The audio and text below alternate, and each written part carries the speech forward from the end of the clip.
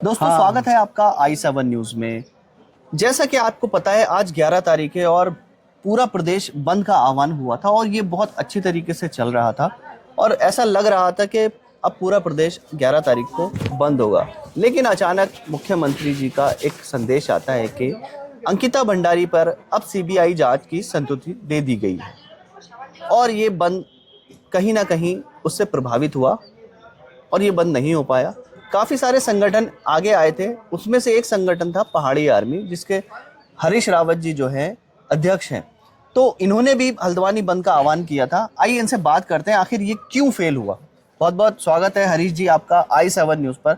इतने अच्छी तरीके से आपका ये सब कुछ चल रहा था, आप 11 तारीख को पूरा आह्वान था बंद होने का और काफ़ी सारे आपको समर्थन भी मिल रहे थे, लेकिन उसी बीच व्यापार मंडल का भी मैसेज आया और बहुत सारी चीज़ें हुई, फिर ये बंद फेल हुआ, जिससे कि आज देखा हमने कुमाऊं द्वार कहलाने वाला हल्द्वानी पूरी तरीके से खुला हुआ मिला। क्या कुछ कहना चाहेंगे? देखिए, ये अंकिता भंडारी हत्याकांड 2022 में हुआ। मुझे याद है 21 सितंबर 2022 को हमने हल्द्वानी बंद यानी उत्तराखंड बंद करने का कॉल किया था।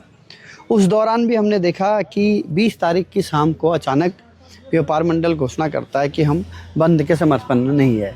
तो उस दिन भी सेम हूबहू ऐसे ही हुआ जैसे आज हुआ। और हम कैसे उम्मीद कर सकते हैं इनसे, जो सत्ता के पक्ष में गोद में बैठे हुए हैं। इन्होंने जनता के दबाव को देखते हुए घोषणा तो कर ली, मगर इनके दिमाग में पहले से प्लानिंग थी कि पहले सत्ता की तरह व्यापार मंडल भी जनता की भावनाओं को खेला कि हम समर्थन कर रहे हैं।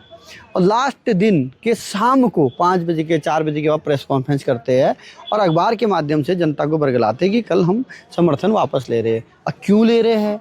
इनने कहा कि मुख्यमंत्री जी, भाई मुख्यमंत्री जी तो जन दबाव में डरे पड़े हैं, उनकी तो कुर्सी हिल रही है चारों तरफ से, क्योंकि वो मुख्यमंत्री जो पिछले 3 साल से सीबीआई की घोषणा नहीं कर पाए, वो मुख्यमंत्री के समर्थक जो भारतीय जनता पार्टी है वो 1000 बार कह रही है, उनके नेता 1000 बार कह रहे हैं कि भाई सबूत लेके आओ, हम सीबीआई जांच कर लेंगे। तो अचानक कौन सा सबूत उनके हाथ में लग गया कि मुख्यमंत्री को आनन फानन में सीबीआई जांच की संस्तुति करनी पड़ी। दूसरी बात, सीबीआई जांच की संस्तुति में मुख्यमंत्री जी का अभी तक कोई लेटर नहीं है और ना ही उस लेटर में कोई ऐसी बातें इंगित है जहाँ पर ये बात कही जा रही है कि अंकिता भंडारी हत्याकांड के सारे पहलुओं की सीबीआई जाँच होगी। भाई क्या अंकित आर्या, पुलकित आर्या कि मोबाइल की सीडीआर की जांच होगी? क्या विनोद आर्या की मोबाइल की सीडीआर जांच होगी, जो उसी समय एसआईटी ने करनी चाहिए थी? वहीं से बहुत कुछ तय हो जाता है।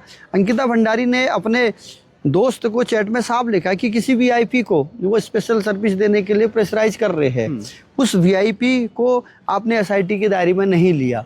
रेणु बिष्ट जो वहाँ पर की वर्तमान विधायक भी है, उस विधायक ने वो होटल को डेमोलिश किया, क्यों उसने तोड़ा? स्वयं मुख्यमंत्री जी ने अपने फेसबुक वॉल पे, ट्विटर पे डाला कि हमने उस होटल को तोड़ दिया जहां अनैतिक कार्य हो रहा था। उनने खुद माना अनैतिक कार्य हो रहा था और खुद उन्हें माना मैंने तोड़ा। तो इसका मतलब मुख्यमंत्री ने क्यों तोड़ा? जिस चीज़ को सबूतों के लिए इनको संरक्षित रखा जाना चाहिए था, उसी को इन्होंने तोड़ दिया। तो ये सारे घटनाक्रम में देखा इन्होंने अपनी ढपली अपना राख किया, एसआईटी को वो चीजें दी जिसमें बच सकते थे। अच्छा, अब एक आज जब इस वीआईपी जो शब्द है, उस वीआईपी की खोज में लगातार जनता हल्ला कर रही थी पिछले कई सालों से, तो बाकायदा अंकिता भंडारी के मदर फादर ने एक एफआईआर की एप्लीकेशन भी थाने में दी थी, जिसमें साफ लिखा था इनके संगठन मंत्री का नाम अजय कुमार है शायद उनका नाम भी उनके मदर फादर में लिखे, बल्कि ये वीआईपी है। उस नाम को भी इन्होंने एसआईटी में नहीं लिया।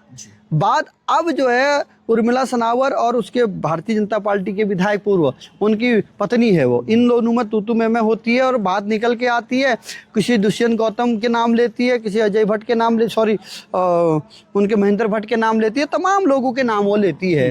भाई लेने वाली कौन है? भारतीय जनता पार्टी की विधायक की घरवाली। अपराधी कौन है? भारतीय जनता पार्टी के नेता के बट्टे। होटल कौन है? भारतीय जनता पार्टी के लोग। और सबूत कौन दे रहा? भारतीय जनता पार्टी की पत्नी, वाइफ। तो सारा कुछ तो इन्हीं के हाथ में है ना। तो ये तो कब के, तो आज जब पूरे उत्तराखंड बंद करने की कॉल को लेकर पूरे उत्तराखंड बड़े तैयारी में था। गढ़वाल लगभग बंद है, कुमाऊं में उधर बागेश्वर बंद है, अल्मोड़ा बंद है, उधर पिथौरागढ़ बंद है। हल्द्वानी कुमाऊं का द्वार कहलाता है। यहाँ पर विभिन्न संगठनों से मैं कहना चाहता हूँ, उसमें यूकेटी है, उसमें कांग्रेस पार्टी है, ये विपक्ष की भूमिका में कहीं निभा ही नहीं रहे। ये लोग कोई भी धरातल में नहीं आए कि आज बंद का, इसका मतलब ये लोग भी सत्ता के साथ मिले हुए हैं, क्योंकि ये सत्ता की जो बातें हैं उसको सपोर्ट कर रहे हैं, धरातल में तो आ ही नहीं रहे ना। तो आज हमने देखा जिनके अंदर नैतिकता बची हुई थी उन लोगों ने स्वतः ही अपनी दुकानें बंद रखी। हमने मार्केट में घूम घूम के निवेदन किया कि भाई ये तुम्हारी और हमारी लड़ाई नहीं है, ये लड़ाई है इस राज्य की अस्मिता को बचाने की। इस राज्य में ये दानव घूम रहे हैं, इन दानवों से इस राज्य को बचाने की। तो लोगों ने इसको सपोर्ट किया, बहुत सारे लोगों ने दुकानें बंद रखी है। अच्छा, एक सवाल इस पर ये निकल के आता है, जैसे कि मुख्यमंत्री ने संतुष्टि दे दी जी एफआईआर के लिए, कुछ बातें ये भी आ रही हैं कि जो एफआईआर उसके माता पिता द्वारा दी गई है उस पर एफआईआर नहीं हो रही है, कुछ ऐसी बात चल रही है। देखिए बहुत बड़ा खेल है, ये टेक्निकली वो खेल है, इसको आम जनता नहीं समझ पाएगी।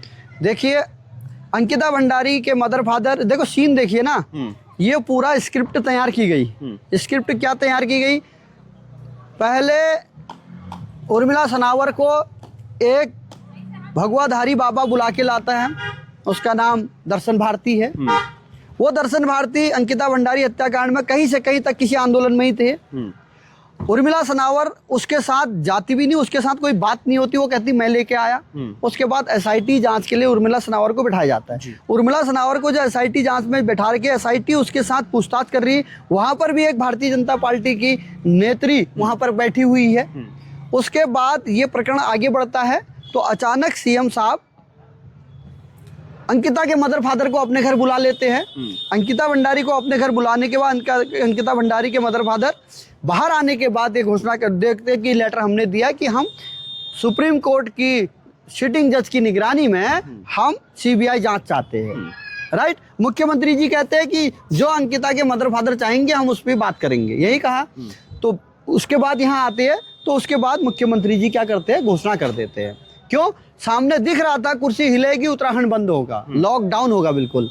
अचानक मुख्यमंत्री जी के जो टेक्निकल सलाहकार है उनने देखा कि भाई यहाँ पर तो फंस सकता है, पूरा कुनबा फंस सकता है भारतीय जनता पार्टी के जितने शामिल है। उन्होंने क्या किया जाए, उन्होंने एक एनजीओ के मालिक, हैस्को एनजीओ के मालिक, वो पद्मश्री है, डॉक्टर अनिल जोशी जी को बुलाया गया और उनके माध्यम से थाने में एक एप्लीकेशन एफआईआर दी गई 10 बजे रात, और उनकी एप्लीकेशन एक्सेप्ट भी कर लीजिए और अज्ञात वीआईपी के नाम पे एफआईआर हो जाती है। अगर ये क्यों की गई, क्योंकि जब भी कोई सीबीआई जांच वगैरह होती है उस सीबीआई जांच के लिए एक फ्रेश एफआईआर होनी बहुत जरूरी होती है। और फ्रेश एफआईआर अगर अंकिता भंडारी के मदर फादर के नाम पे होती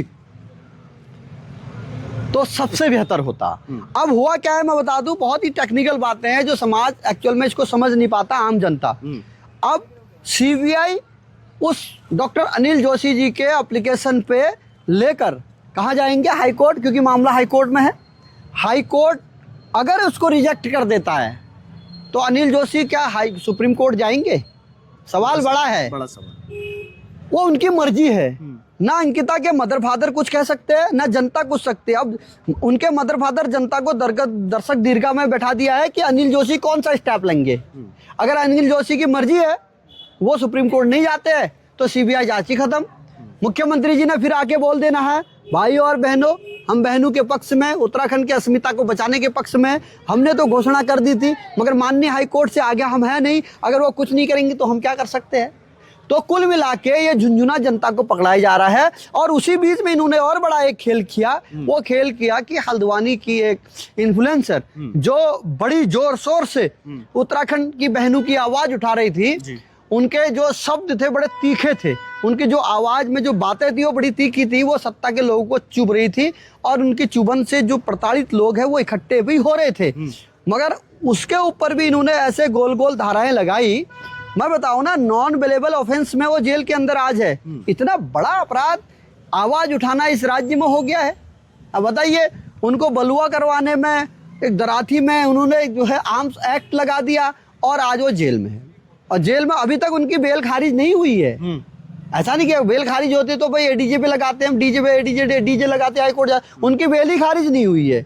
उनकी बेल यहाँ लगाई है और उस बेल में पुलिस ने उनको समय मांगा है और वो पिछले 3 दिन से जेल के अंदर है। तो अगला कदम क्या होने वाला है पहाड़ी आदमी? देखो, पहाड़ी आर्मी तो हमेशा जनता के जनमुद्दों के साथ खड़ी रहती है। हमारी आज भी अडिग मांग यही है कि अंकिता भंडारी की सीबीआई जांच माननीय सुप्रीम कोर्ट की सिटिंग जज की निगरानी में हो। इसके लिए हम लगातार संघर्ष करेंगे। बहुत धन्यवाद आपका। Thank you so much.